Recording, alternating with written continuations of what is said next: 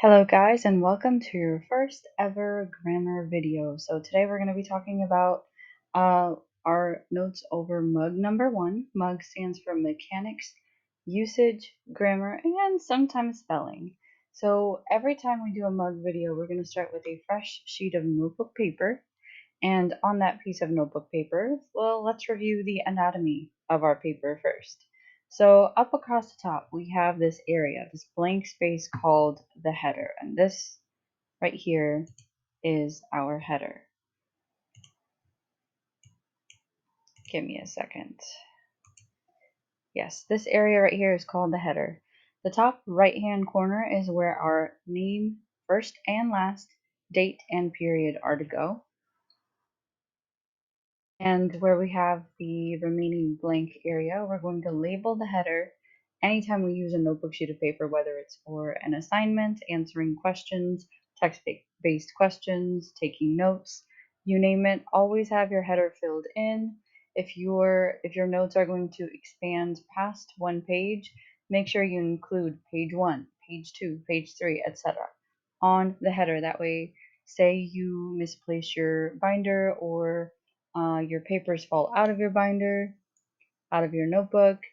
If your header is filled in with the title and your name, date, period, we know who the paper belongs to, and once you get it back, you know what order to put it in your binders.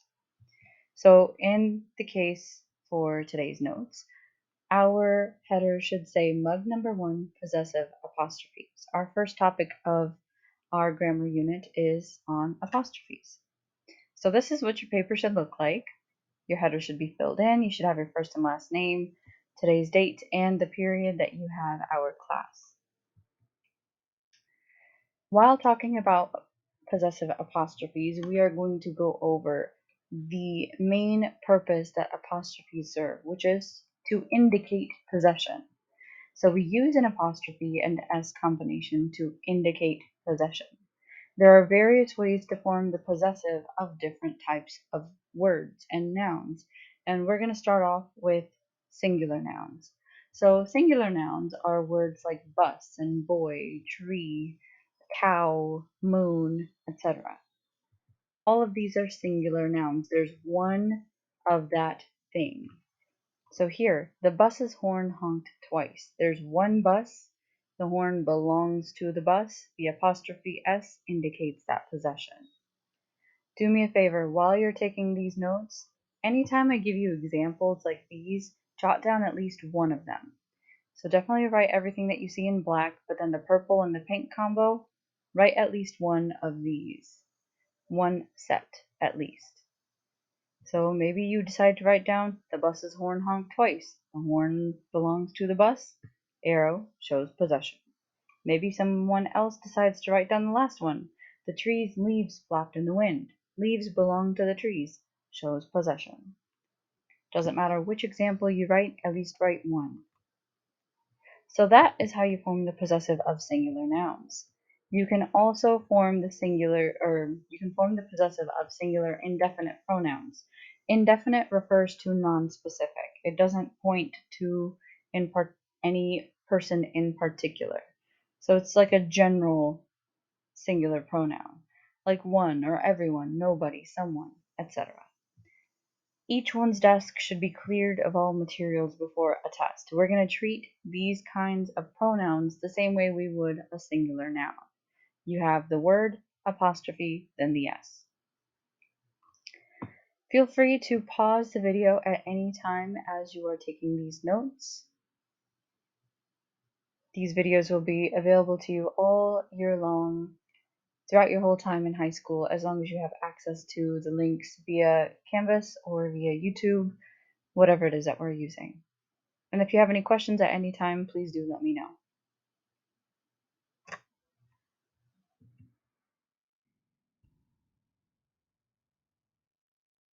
Up next, we're going to talk about plural nouns.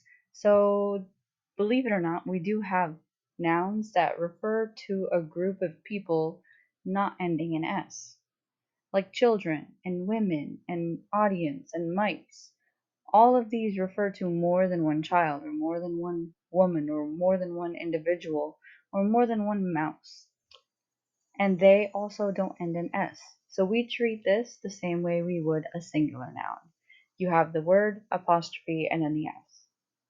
But the plural nouns that do end in S, like books or rooms or lockers or pillows, we are going to put the apostrophe on the outside. Take a look at this example here.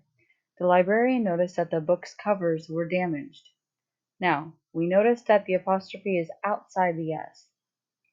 That should tell us right away that there is more than one book and the covers belong to all of these books. Same thing with this one. The room's windows were opened to let fresh air in.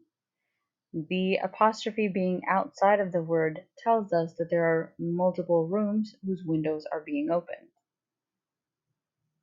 Jot down at least one example. You could pick between these two, and then for this one, you can pick between either the librarian or the rooms. Growing up, this was probably the most difficult part for me when it came to figuring out apostrophes. Like, does the apostrophe go outside the S or does it go inside the S? So hopefully this kind of clears up some of the confusion. Then we have the last word of a compound noun. So what is a compound noun? A compound noun is basically when two words come together to create a new word. So these could be spaced, like full moon, they could be hyphenated, or they could be closed, the opposite of spaced. When we're dealing with compound nouns, we're going to put the possessive on the last part of the compound noun.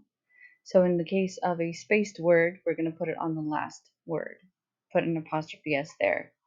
For a hyphenated one, very similar, it goes on the last word that has been hyphenated.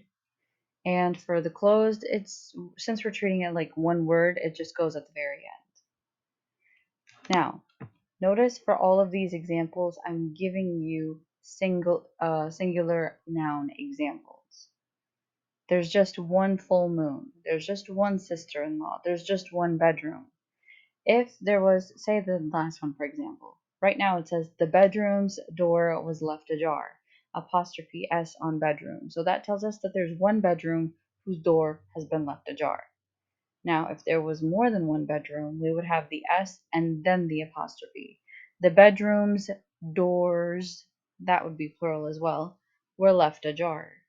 But because we don't have more than one door, the change in the verb was to were, that tells us that we should stick with the one bedroom, so it should still be apostrophe S.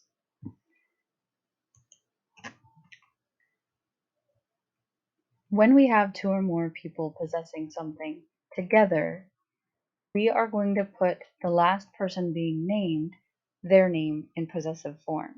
So Lewis and Clark's journey played a major role in the history of expansion and exploration of America. Because the journey belongs collectively to Lewis and to Clark, we're going to put whoever's name is last in possessive form. What happens when you have two or more people possessing something individually? Well, in that case, we would put both people's name into possessive form. So Jamie's and Bradley's books were soaked by the rain. This means that Jamie's got a stack of books and Bradley's got a stack of books, and they've both been soaked by the rain. If this said Jamie and Bradley's books were soaked by the rain, it would mean that both Jamie and Bradley were sharing one or a stack of books. Last but not least, we also are able to form the possessive of amounts of money or time that modify a noun. Now, to modify means to describe. Take a look at this example here. She bought $10 worth of erasers. Notice that the apostrophe is on the outside again because there's more than $1. Versus the last one, I'll give you 1 day's time to turn in your work. Notice, because there's only one single day, we have to put day apostrophe S. If it said, I'll give you 2 days time, then we would have 2 days and then apostrophe on the outside. If you have any questions on any of the basic rules of possession that we've gone over today, please do let me know ASAP. If not, make sure that your notes are ready to go for Monday when we do our first mug activity together.